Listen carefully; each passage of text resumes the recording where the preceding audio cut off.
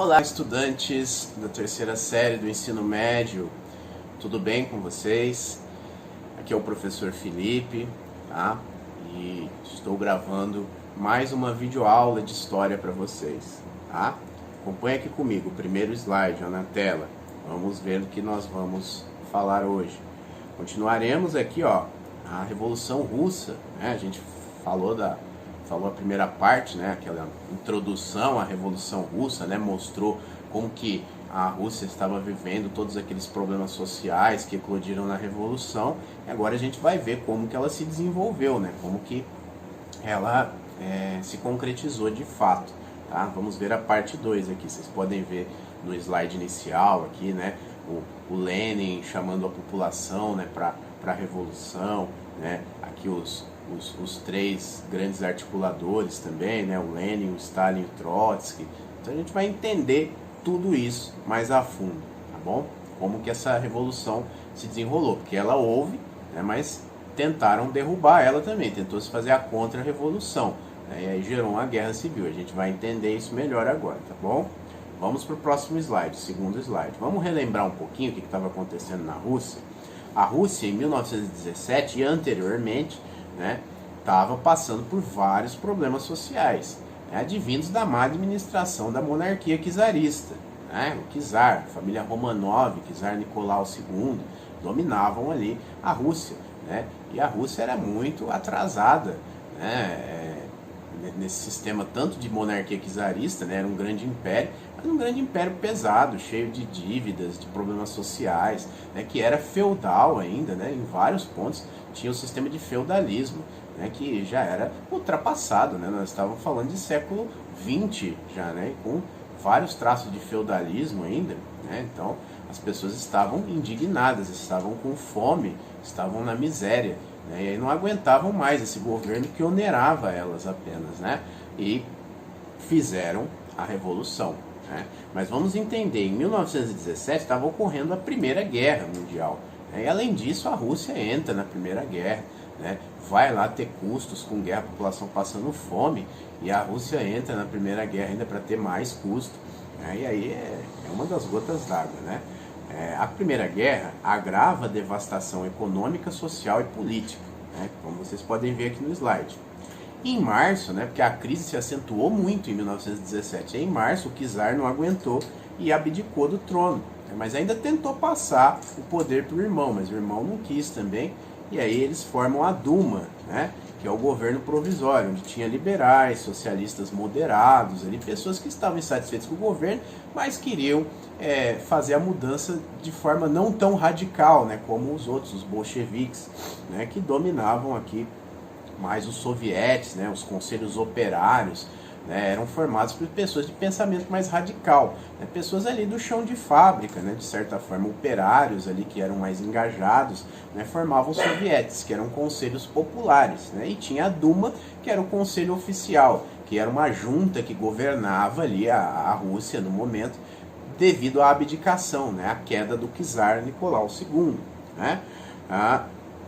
A Duma optou também ainda por manter a Rússia na Primeira Guerra Mundial. Então a Rússia ainda estava na guerra, né? O czar saiu, mas a dívida de guerra ainda estava rolando, né? E a Rússia estava com um desempenho horrível, né? Porque não tinha um bom aparato, um exército bem aparatado, era um exército atrasado ainda de certa forma, né? Estava com um desempenho muito ruim. Já tinha tomado uma derrota, né, na guerra russo-japonesa no final do século XIX. O Japão derrotou a Rússia ali humilhantemente, né, ali na Ásia, né, na região da China, né, e agora estava apanhando ali na Primeira Guerra também, né, e o povo não aguentava mais. Aí foram às ruas, né, exigir que a Rússia saísse da guerra, que eles queriam pão, paz, terra, né, que é o lema da época, né, pão para alimento, paz, né, saia da guerra, e terra para poder plantar, para poder se desenvolver, cultivar ali suas coisas, né, acabar esse sistema de feudalismo, que a terra era do monarca, não, a terra tinha que ser da população, né. Vamos para o próximo slide aqui, ó. Aí em 1917 ocorre em outubro, né, a Revolução, né, que é conhecido como Outubro Vermelho, né? O Lenin estava nessa época exilado, porque o czar Nicolau perseguia os presos políticos, né? Então o pessoal tinha que se exilar, né? As pessoas que eram contrárias, né? Presos políticos não, perdão, as pessoas que eram contrárias ao regime, né? Que pregavam teses contrárias ao regime, que era o caso do Lenin, né? Que era um intelectual russo, teve que se exilar, né? Se exilou em outros países da Europa. Mas em 1917, vendo essa crise toda no seu país, ele retorna à Rússia, né? E passa a liderar a estratégia revolucionária. Aí que vocês veem as várias fotos famosas do Lenin, a da capa, que ele está ali no palanque, né? Chamando para briga, né? Então ele vai lá e fomenta a liderança ali, assume a liderança, perdão, da revolta, né? E começa a inflamar a população ali, né? E nessa época tem um desgaste do governo provisório por manter a Rússia na Primeira Guerra Mundial. Lembra que eu falei da Duma? A Duma está desacreditada, porque ainda mantém a Rússia na Primeira Guerra, ainda tem influência czarista ali dentro, né? Por mais que o czar tenha abdicado, ele deixou um conselho ali também que não é muito radical, é um pessoal meio em cima do muro ali, digamos assim, né? E em setembro, os bolcheviques passam a controlar totalmente os sovietes, né? O pessoal ali do Lenin, os intelectuais, né, se unem ali com os operários, com a massa trabalhista, né, trabalhadora, né, e dominam os soviéticos, que eram os conselhos populares, né, e começa a introduzir o ideal de revolução ali, né? Até que tem a frase famosa lá do Lenin durante a revolução, né, todo o poder aos sovietes, né? E aí a revolta armada estoura, né, os sovietes ali comandados pelos bolcheviques unem, né, a população, o operariado, né, pegam a parcela do exército descontente também, que se une a eles, né, e tomam o poder, fazem a revolução armada. Tanques, na época tanques apontando para o Kremlin, né, aquele castelo gigante famoso russo, né, que é a sede do governo hoje em dia, né, os tanques apontando ali e a revolta armada se instaurando, né, tomaram o poder de fato, tá? E aí a gente vê aqui, né, no próximo slide, né, vamos acompanhar aqui e ver o triunfo da revolução, né?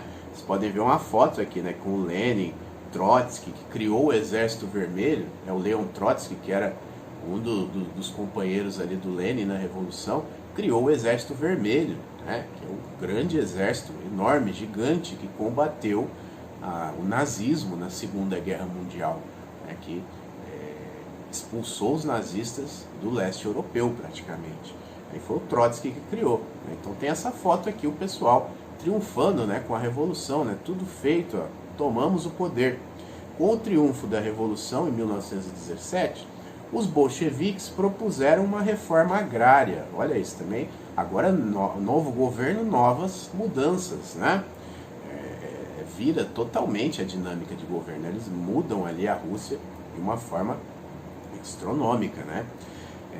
Os bolcheviques propuseram uma nova reforma agrária, né, dividindo as grandes propriedades de terra entre os camponeses pobres, estatizando os bancos e as fábricas, tudo, estatizaram tudo, agora é tudo do Estado, né?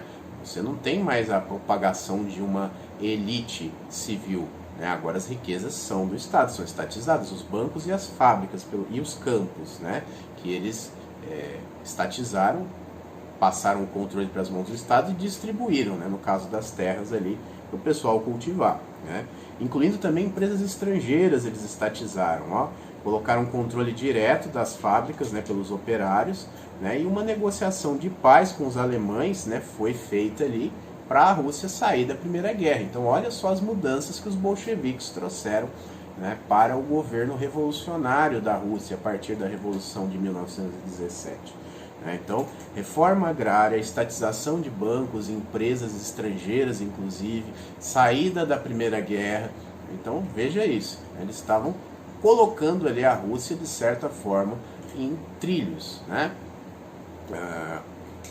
Os deles, no caso, né? E aí nós podemos ver aqui, no próximo slide, vamos entender, né, que apesar dessas mudanças, né, aliás, por causa, né, dessas mudanças, dessas modificações, dessa queda do governo e por causa de os bolcheviques terem assumido o poder, né, Lenin, no caso, com a liderança, formou-se uma guerra civil. né? O pessoal quis fazer uma contra-revolução. Lembra que eu falei para vocês, né, que haveria a contra-revolução, que geraria uma guerra civil, né? Pois é, a Guerra Civil Russa, né, de 1918 a 1921. A revolução foi feita no final de 1917. Em 1918 começa a resposta, né, a contra-revolução. As elites, né, da nobreza, né, as elites nobres, né, monarquistas, né, não queriam essa revolução, porque tirava o poder do czar Nicolau. Não tinha mais czar agora, a monarquia tinha sido extinta de fato no país, né? Isso impossibilitava a volta, né, do czar, dos descendentes da monarquia, e esse pessoal era monarquista, né? Era o pessoal do Exército Branco, como vocês podem ver aqui, né?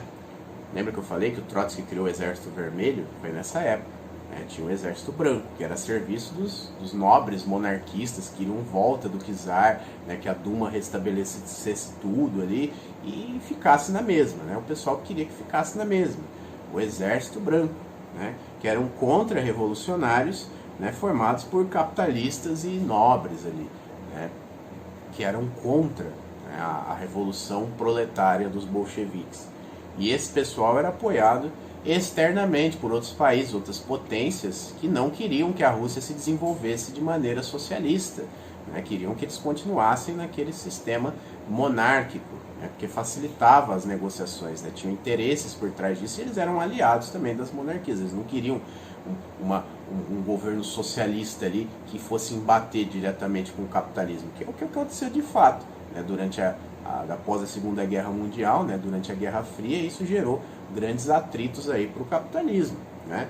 E aí Estados Unidos, Inglaterra, França, Japão, né, eram países que apoiavam aí o Exército Branco, né? Inclusive mandavam até suprimentos, provisões, dinheiro, armas, né, para o pessoal se sustentar a contra-revolução. Então, praticamente, os países mais importantes do mundo estavam contra a Rússia nesse momento, o governo dos bolcheviques, né, o governo que fez a revolução. E do outro lado, né, tinha o Exército Branco, falei do Exército Branco para vocês, do outro lado tinha o Exército Vermelho, né, que o Exército Vermelho buscava a consolidação do poder bolchevique, né. Lembra que eu falei para vocês que tinha os mencheviques também? Os mencheviques eram os que ficavam na Duma, né, que era o pessoal mais liberal, mais moderado, né, eram de certa forma contra o governo, né, de fato eram contra o governo do czar Nicolau, mas é o pessoal mais moderado, né. Os bolcheviques era isso. Os mencheviques, né, eram bem radicais, né, queriam uma revolução armada, ditadura do proletariado, de fato, então eram mais radicais, né. Como se fosse aí uma comparação meio estranha, mas para vocês entenderem, jacobinos e girondinos também, né, que os jacobinos eram os mais radicais, né, que queriam ali a Revolução Francesa, e os girondinos eram mais moderados, né, ali a gente vai levando, empurrando com a barriga aqui, mas vai dar certo. Então tinha esse pessoal, os mais moderados e os mais radicais. Os mais radicais estavam com o poder agora, os bolcheviques, né, e criaram o Exército Vermelho. Leon Trotsky cria o Exército Vermelho, né, e propõe também um comunismo de guerra, né, que o país tem que lutar, né. Essa revolta, essa revolução de 1917 tem que lutar armadamente contra o Exército Branco, né, ali na Guerra Civil, para poder manter a sua hegemonia ali de poder, né, o seu poder ali no governo. Então dá-se essa guerra que dura aí uns 2 anos, 3 mais ou menos. 3 anos, né, que é a Guerra Civil Russa, né? Exército Vermelho de um lado, que é o exército estatal do poder agora bolchevique, e o Exército Branco, né, que eram os monarquistas, nobres, capitalistas, infelizes agora com esse novo sistema. Vamos para o próximo slide.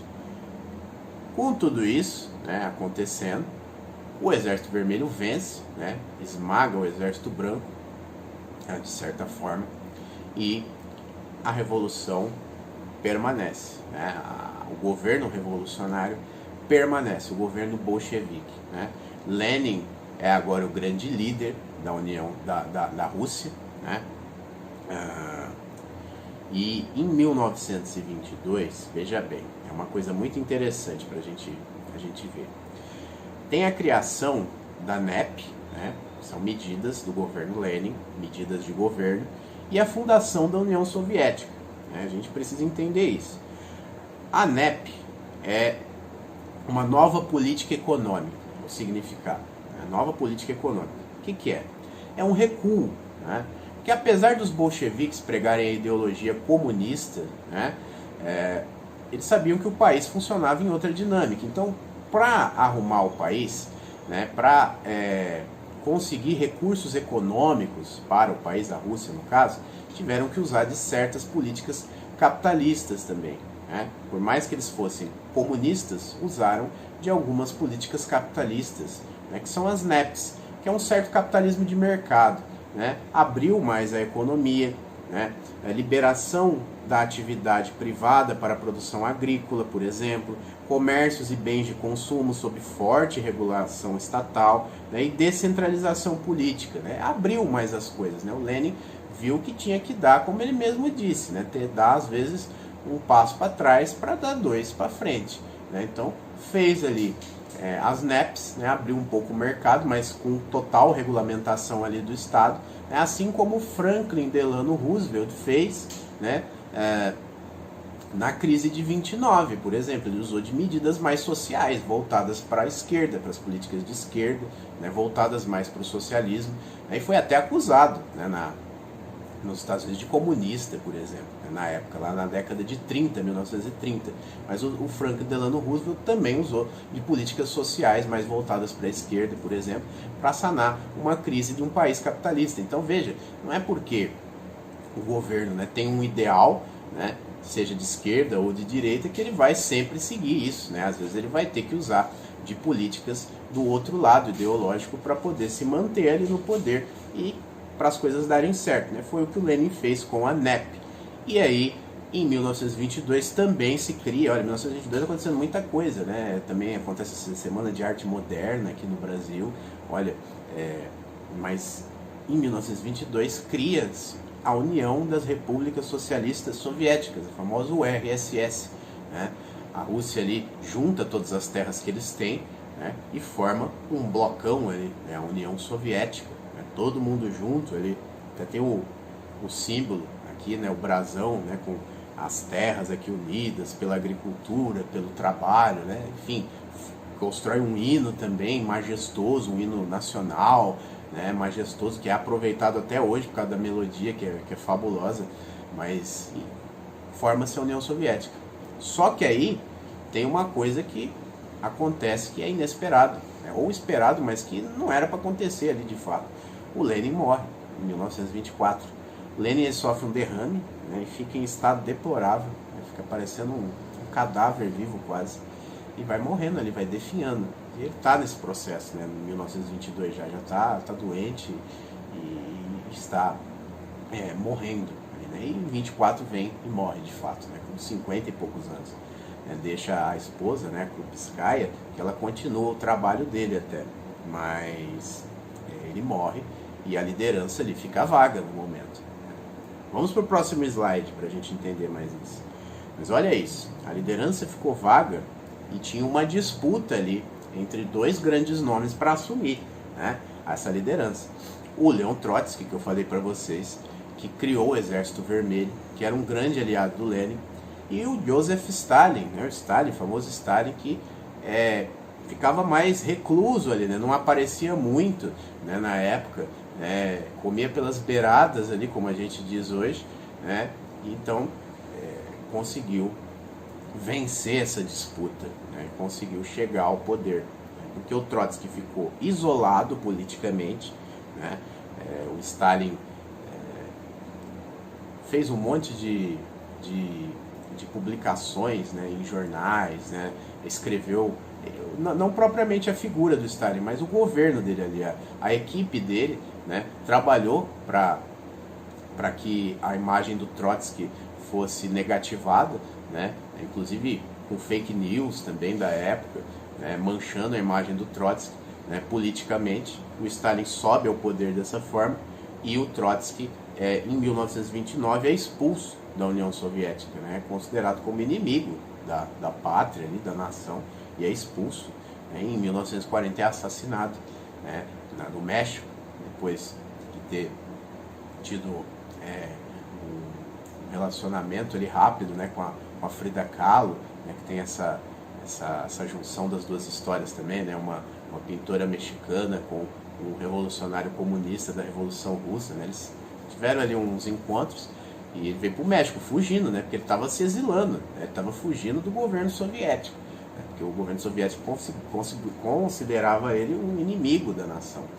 E aí tem essa história de que ele foi morto aqui a picaretadas, né, no México, ele foi assassinado, né, por um fanático, né, enfim, mas que suspeita-se que ele tem ligação diretamente com a União Soviética e com Stalin, né? Mas nada é provado, né? Fica só naquelas suspeitas. Mas enfim, o Trotsky estava fugindo, né, de fato do regime soviético, que botou ele de lado, né, e aí o Stalin assume, né, promove uma gradativa centralização de poder, né, a partir da década de 20, né, e é autoproclamado como herdeiro de Lenin. Agora o Stalin é o pai da nação, é o herdeiro ali do Lenin, que vai dirigir a União Soviética por muito tempo, né, e fazer o período que a gente chama de stalinista, né? Nós podemos ver aqui que foi uma ditadura comunista totalitária, né? Eu botei comunista entre aspas porque se baseava, né, na doutrina comunista de Marx, né? Mas ao seu jeito, né, do modo soviético, né? Enfim, cometeu também grandes exageros, né? O stalinismo foi um período difícil, que pregou essa ditadura totalitária comunista, né? Fez-se uma grande estatização e burocratização total da economia. A burocracia soviética é muito conhecida, o Stalin escrevia livros de burocracia, ele entendia muito, manjava muito disso, né? E ele burocratizou ali o sistema da União Soviética, tudo tinha que ter formulário, conferência, né, vigia do governo, enfim, tudo era ali controlado através da grande burocracia soviética, né? E também promoveu no governo do stalinismo, né, o culto à personalidade, né, que é muito importante. Stalin, né, faziam gravuras gigantes, né, do Stalin, posters, né, dele sendo o grande pai da nação, o grande líder, o timoneiro da nação, né, que dirigiu o navio ali, né, inclusive fotos com gravuras, né, com crianças, beijando crianças, né, junto com o povo, né, promovendo a liderança da União Soviética, estátuas gigantescas foram erguidas, enfim, o culto à personalidade é muito forte ali no governo do Stalin, né, coisa que não tinha tanto com o Lenin ou com o Trotsky, né, mas eles também não conseguiram desenvolver o seu governo, né, a gente saberia se eles tivessem desenvolvido. Mas de fato, gente, o trotskismo, né, a filosofia do Trotsky é muito mais aproveitada, né, no mundo, é muito melhor aproveitada do que o stalinismo, né? Porque o stalinismo, sim, é de fato muito radical e cometeu vários excessos, né?